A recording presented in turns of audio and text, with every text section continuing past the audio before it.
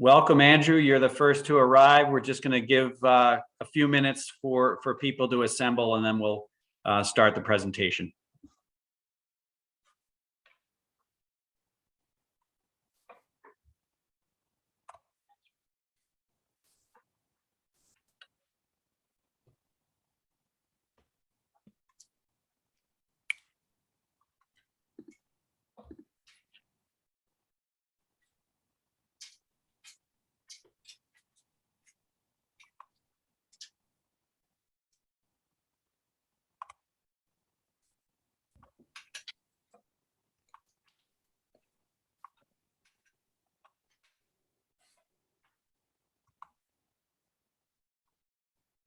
All right, give it another minute.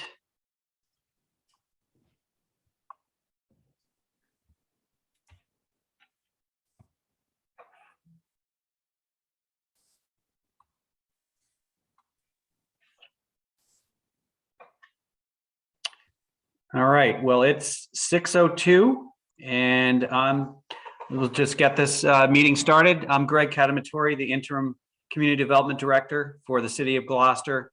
And this evening we'll have a presentation on the city's annual action plan. And you'll hear a lot of details also about the programs that are administered from our CDBG grant program. And with us this evening is also Pete Williamson, who's in our community development department. He is really, I have to really applaud his efforts.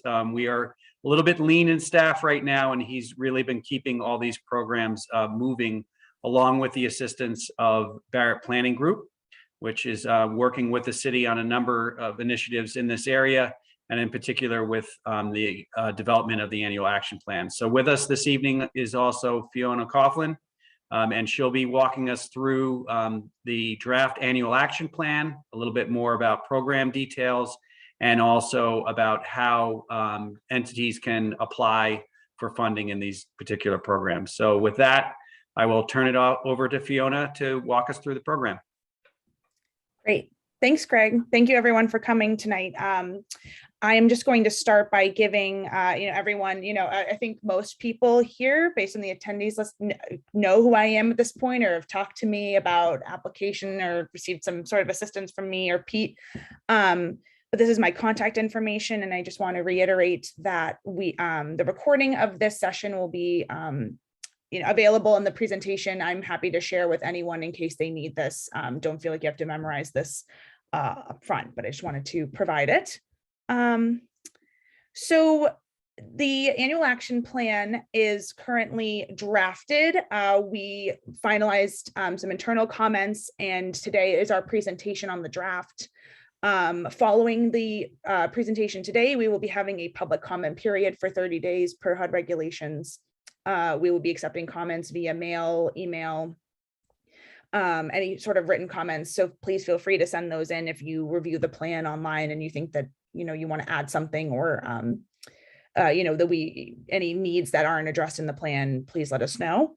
Following that, there will be a presentation to the mayor after the public comment period, and then we will be submitting to HUD. Okay, and then just this evening, I'm going to briefly walk us through kind of a background of CDBG and Home. I'm sure most people here are pretty well versed in these programs, so I'm not going to dwell on it too long. And just a summary of the action plan and what's in it, and kind of the goals and that we'll be addressing in the upcoming program year, and then information about applying for the 2022 program year funds. And then we'll just do a Q&A at the end for a few minutes. So I always, as I mentioned, I do like to kind of give a little bit of background about CDBG at the start, so people understand, they have a little bit more context about why we need to do the annual action plan and have a transparent public process. So CDBG is a federal program for housing and community development efforts. It's a very flexible program, but it has been running continuously since the 70s. It's typically administered to major cities, states, and certain geographies based on HUD formulas. So grantees, which is the city of Gloucester, is considered an entitlement grantee. They are administered by HUD. They have a certain formula that they use to pick who is receiving funds based on need and other demographic information.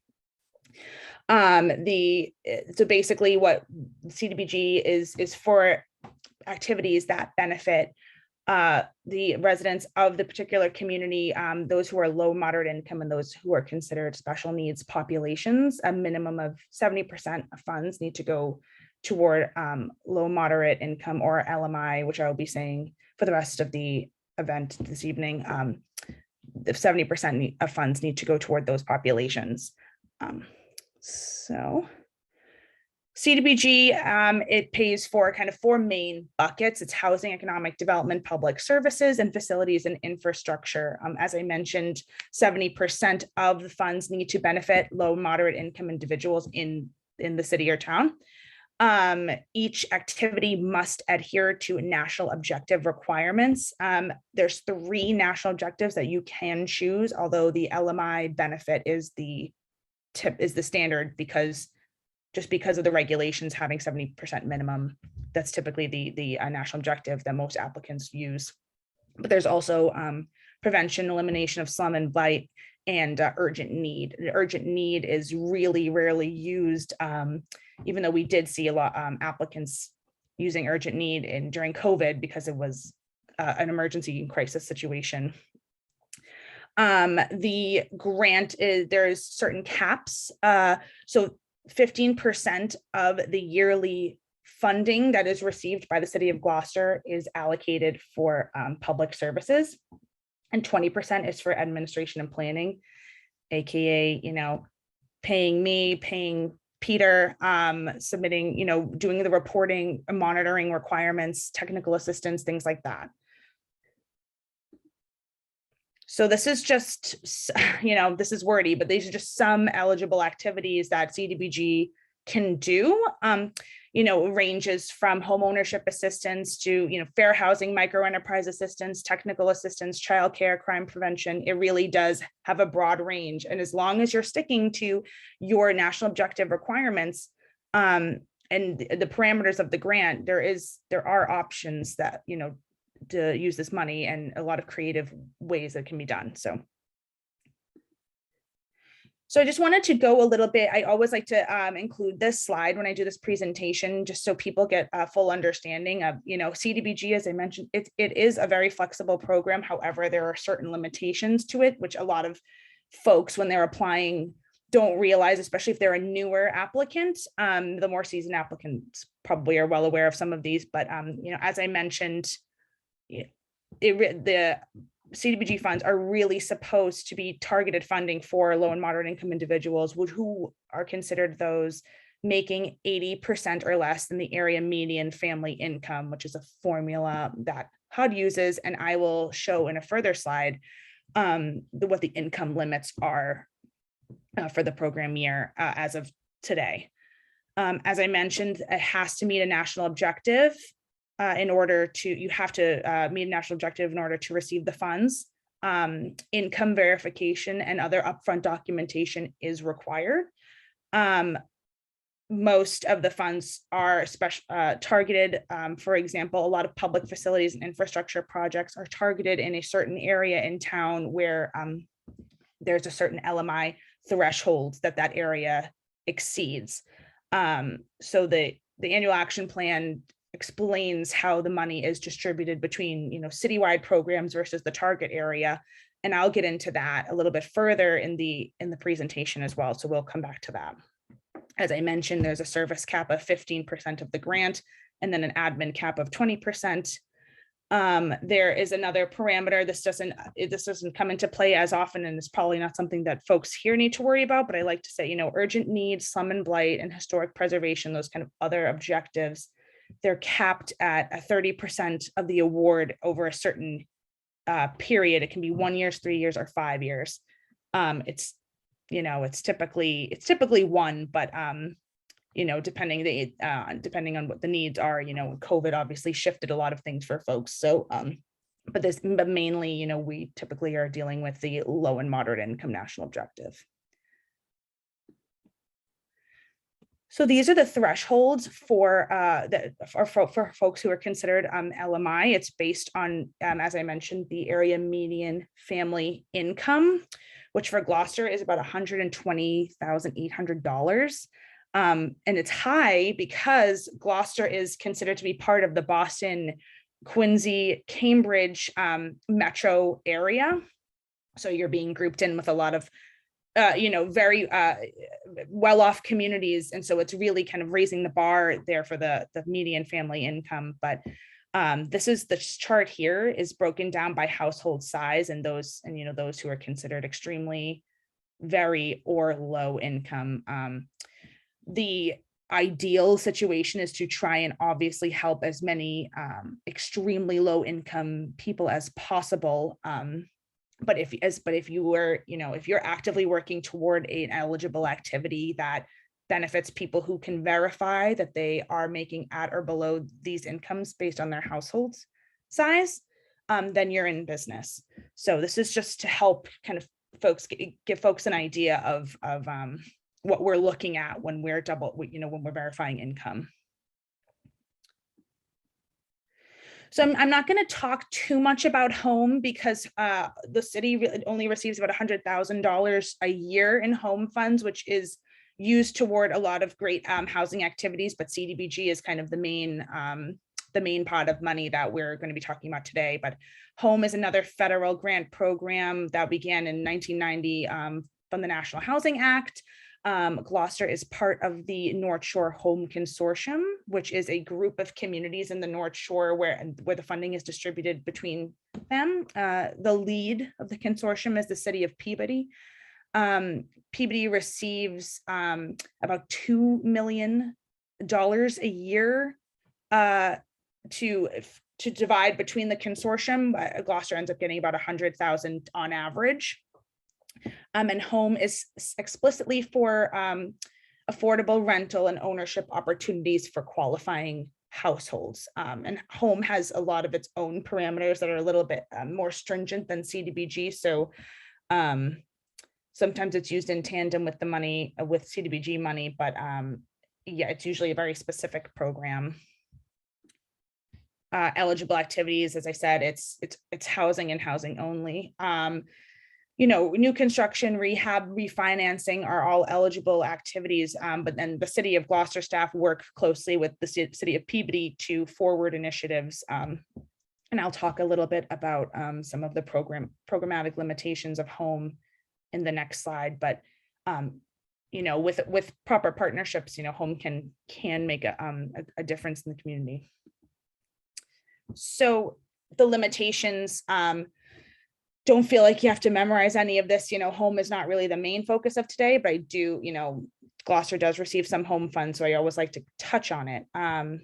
Subsidy limits are $1,000 times the number of units in a project that comes before the city. There's certain rental and occupancy requirements and a specific affordability period. So a certain period of time that the money needs to be spent. It has a little bit certain different expenditure requirements than CDBG.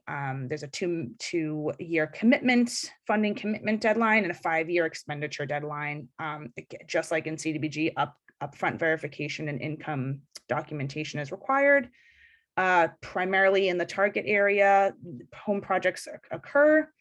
And there's a lot of federal sources, including CDBG, want an applicant to match funding with HUD funding. And home has a match requirement of 25% of total funds. And then home also has its own administrative cap, like CDBG does. It's a little bit less, though. It's 10% of the award.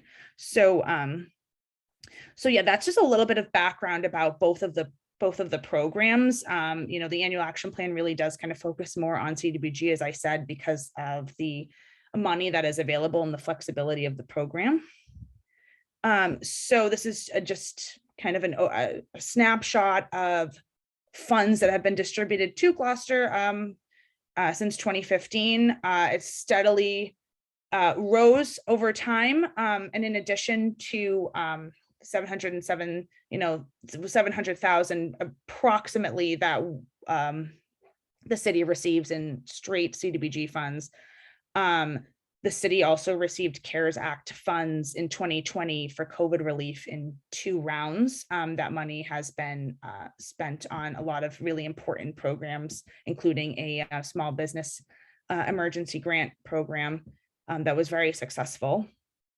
The Home Consortium, which is led by the city of Peabody, as I mentioned, will be receiving about $7.3 million in ARPA funds. So, and also for COVID recovery. So that will open up a lot of opportunities for the city of Gloucester to pursue as well. And, we don't know yet how much program year 2022 funds are going to be available upon submission of the annual action plan. We find out a few months later, but we're ballparking it at, around, between $680,000 and $700,000 between June and July June 2022 and July 2023.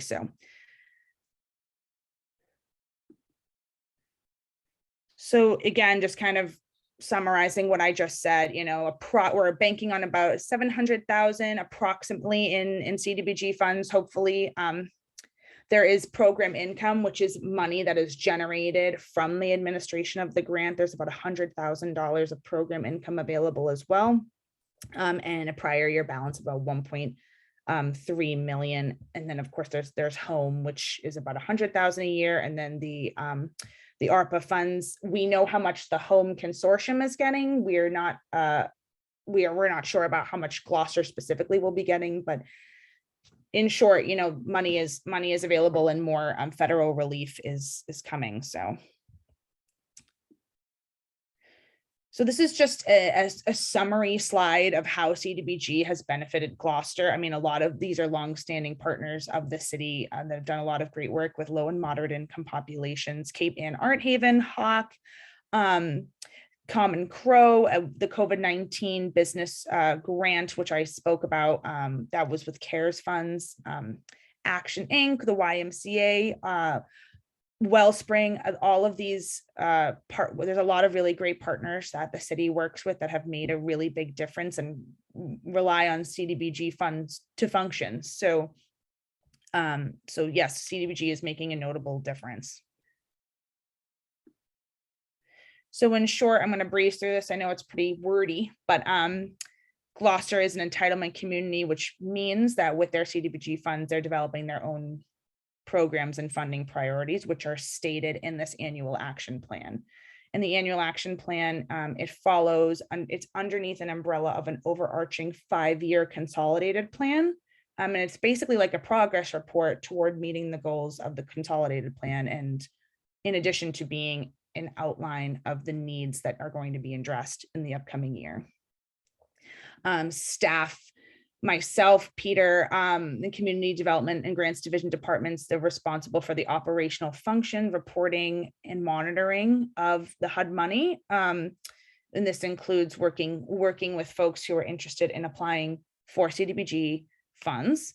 So we handle that side of it. And then, home, again, it's kind of, I like to call it CDBG's cousin, if you will. There's home funding available as well, but there's certain parameters that need to be met, but they can be used together to forward projects, but CDBG is kind of the main bucket that's available and widely used in Gloucester. So I'm just going to kind of run through what's in the annual action plan. Kind of, as I mentioned, it's basically a progress report. It is tracking progress toward meeting the goals of the 5-year consolidated plan, a snapshot of current conditions and needs and how we're going to address those needs based on current conditions. It has a outreach component, which involves this meeting today, as well as postings in the paper in our public comment period. And yeah, each year of the consolidated plan, which is 2020 to 2024, has its own annual action plan. So this is a yearly thing. It's a yearly report required by HUD to receive CDBG funding. So we report out every year. The con plan, which is the circle here on the left, that's just kind of a basic breakdown. That's not really the main focus, but the annual action plan is very similar in structure to the con plan and kind of feeds into it in a reporting in a reporting system that merges the two.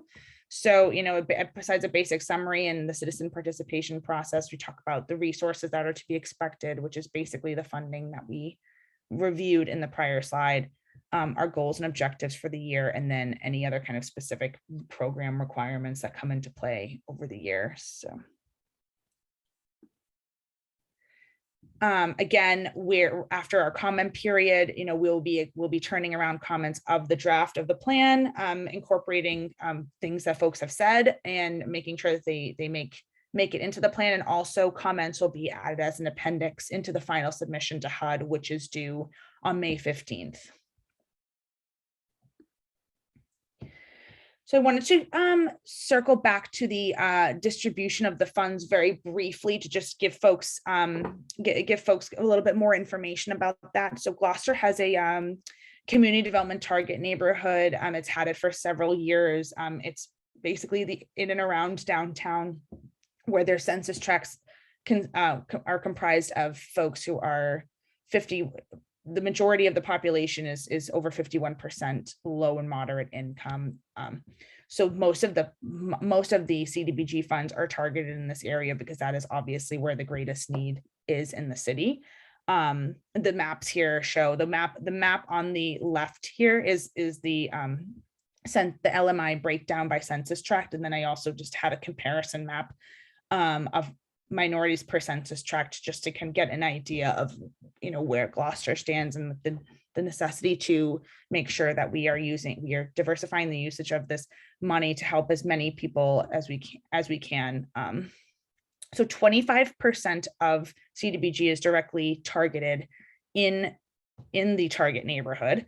And then the remainder of the funds are distributed citywide to LMI populations. So, programs like the housing rehab program, the first time home buyer program, those are citywide programs. However, you still need to make sure that you are demonstrating that you meet the income thresholds to apply. Any sort of like infrastructure or facilities project, those types of things are targeted in the target area because that is where the need is greatest. So, depending on the program, it can vary, but again, most of the money is going to be used to address needs in this area. So the anticipated projects that we have, these are kind of the main focuses that we're going to be striving toward over the next year. So the rehab program for both single family and multifamily units. The goal is to assist 20 in total households with rehab, 10 for single family, 10 for multifamily. And also we also focus on economic development facilities, public services, of course, and then first time home buyer. So this is just basically a breakdown, and just so everyone knows, these are estimates based on where we're at and what we've seen in the past. This is by no means final. So I mean, if things fluctuate throughout the program year, we might not be able to meet all of our anticipated benefit, but obviously the goal is to strive to exceed that threshold, and at the very least meet it. But sometimes it's not a complete final answer here. So it's just what we're hoping for the next year. So I'm now that we've kind of gotten an overview of we've background of CDBG and what's in the the annual action plan and what's in it. I wanted to go over what information for people who are interested in applying for 2022 funds. So just quickly, this meeting today is really, we're trying, as the City of Gloucester and Barrett Planning Group are trying very hard to partner and create a seamless a system for folks who want to apply and who are used to or who are new to the process to kind of educate and help. So technical assistance is what we're, what we strive for. And we wanted to make sure that we have that as a core component of this meeting today.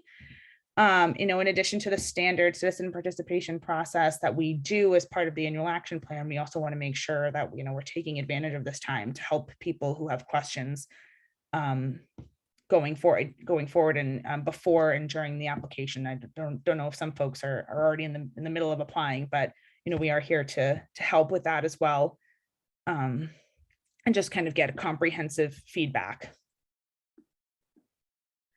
This is just kind of what we look at when we are when we're kind of compiling all of our information, and based on what we've seen, we include all of this information in the annual action plan, and also information that's available to people who are looking to learn more. So these are all the sources that we look at and we use to create our action plans and create like kind of our public education around CDBG. This is just a summary of what we have done in terms of outreach of various internet forms of internet outreach, newspaper postings, 2 of them. This says only 1 ad. That is my fault. There's been 2. A public hearing, which is today, and then our public comment period. So, and we always are, again, trying to be as open and available as possible. So I want to just encourage folks today to to know that, and to also, take advantage of that and use us to ask questions and help you through the process. So notices are posted in other languages upon request, and all meetings are made accessible to anyone who might need extra accommodations as well. So I just want to underscore that the city does make sure to do that, so everyone can have a chance to learn about CDBG. So actually applying. So the application period is open. It is open until April 1st. You need to go on the Grants Division web page and apply through the Neighborly portal. So if you go on the Grants Division site, which I'm not going to do just yet because I don't want to mess up my presentation, but I can go back in a minute. You go on this website here, you scroll down to the applications, and then you click on the Neighborly program. And what you'll need to do is, if you haven't already registered in Neighborly, then you will need to register. It's very easy. It takes a few minutes. And then you pick your program that you want to apply for. You can apply for more than 1 program, but you need to do a separate applications. And then there is no guarantee that all your programs are going to be approved. But we did get an inquiry about that. So I just wanted to make that known. Typically awards range from about $5,000 to $25,000. And so this image here on the left is what Neighborly looks like. So you'll just pick your program, your public services, housing, we have pick the program that you are wanting to apply for, and follow the steps as part of the application process. And we'll work with you to make sure that you have everything that you need uploaded into Neighborly so that we can start processing the application. This is just a snapshot of folks that we've helped in the past. A lot of our seasoned public service players who have done a lot in Gloucester. The distribution is, it depends on the application, and it depends on what, on how the cost benefit per person, and a bunch of, certain parameters in the application that determines how funding is divided. But typically, we can keep to this structure. Just be aware that when you are applying, you do need to meet certain cost benefit thresholds. So, cost per person, HUD likes to have like a certain threshold there. You must be able to and prove that you can expend all your program funds by the end of the program year, which is June 30th, 2023. So you have a full year to spend your money, and then, but timely expenditure is a very critical piece of receiving CDBG funds. So if you need to be able to demonstrate that you can spend the money on time. If your application is accepted, you sign a formal subrecipient agreement with the city of Gloucester. That will be, will outline all of everything that you need to know about your grant and how you need to be spending the money and certain regulations that you need to adhere to. Technical assistance, as I said, provided by myself and Peter and other community development staff upon request. Applicants must complete quarterly reports. So quarterly reports are due on October 7th, January 1st. I'm sorry, January 7th, April 7th, and July 7th. So when you are approved for CDBG funds, you need to submit a basic reporting requirements, which we will provide to you. And they're also in your Neighborly portal by this deadline, and include, eligible expenses with your quarterly report. So you submit the report, which includes data on the populations that you've served with CDBG funds. And then you also include what you spent your money on. And then we review and reimburse. So that's how it works. And the quarterly reports are really critical to this process. And it's critical that they're submitted on time. All applicants are subject to monitoring by the city, which typically happens in springtime. It's basically a check-in saying, how's it going? How progress being made toward spending your money, and, making sure that you're on track by the end of the program year to making sure that you're doing basically what you need to be doing as part of a recipient. So, we are here to help. There are requirements as part of the grant that, we must adhere to, but we will help you adhere to those requirements. And now that I've rambled on and everyone for far too long, I want to ask folks if they have any questions about CDBG and the application process or the annual action plan, or just make comments about things that need to be in the plan or about applying for funds. And if you just use the raise hand button, we can unmute you. Mm-hmm.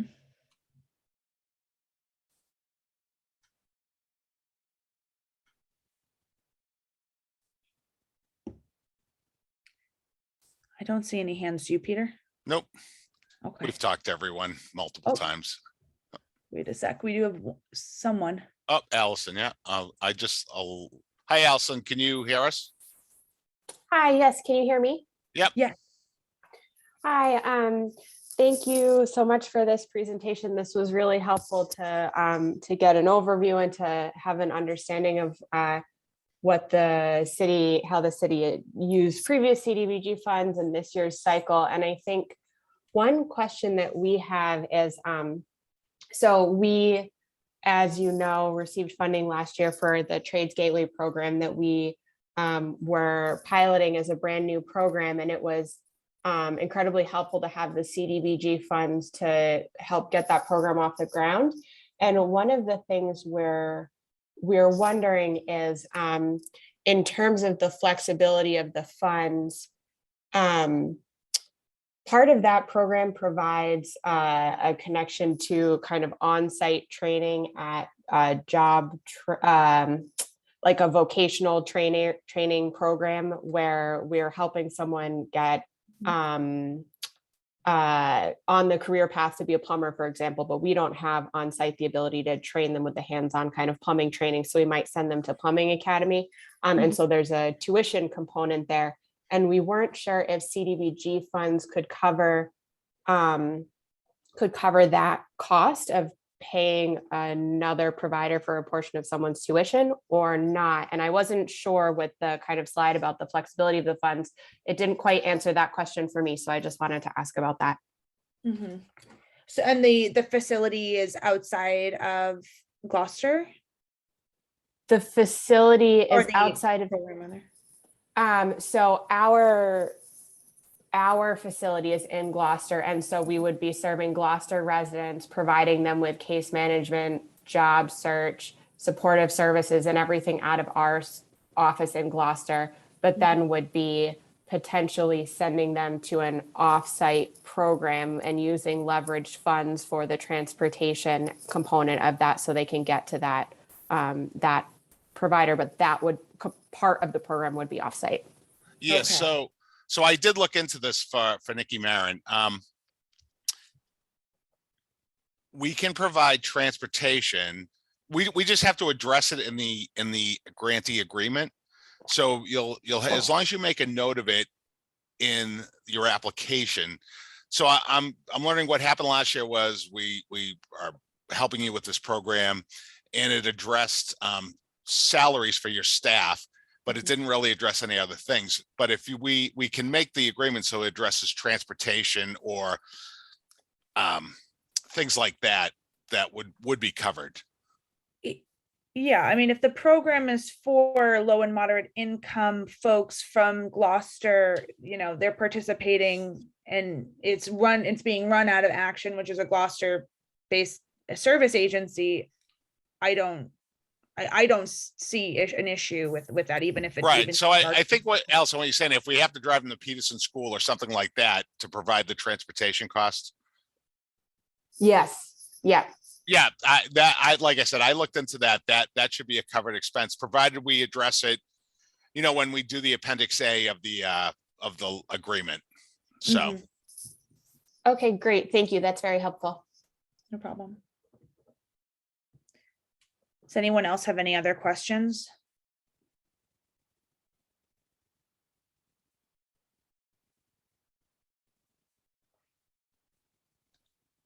Okay.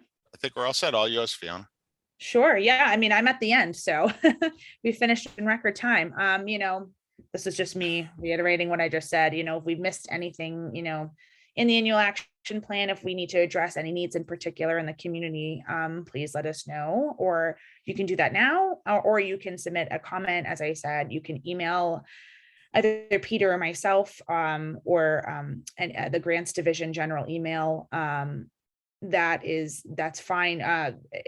You know, and all the comments will be incorporated, and we will work to address all of them in the revision of the plan before we submit it to HUD. And you know, a hard copy of comments will also be uploaded into the appendix. So comments are being accounted for almost double time. So just wanted to make folks well aware of that. That's, you know, this is okay. Yeah, here we go. So this is what I wanted to do. Just show folks, you know, this is where you submit comments electronically. And also if you want to drop it off or mail it, City Hall Annex, 3 Pond Road, Gloucester, 01930. And then the email is grants@gloucester-ma.gov. Yeah, you know, and also if folks, again, you know, this is an annual action plan informational meeting / info meeting for applicants. So, you know, if you also have questions about applying, please feel free to reach out to us via email or phone. I will jump back to my and Peter's contact information, so folks have it one last time if they need it. There we go.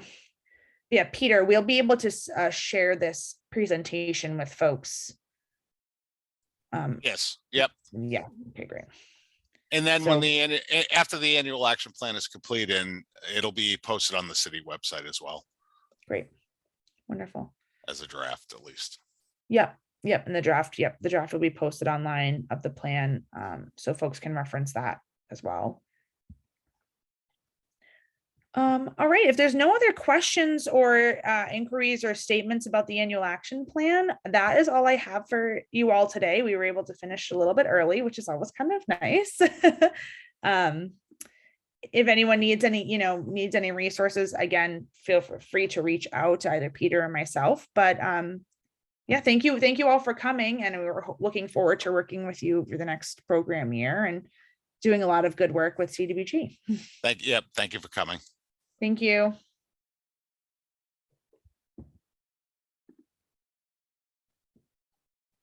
Is that it?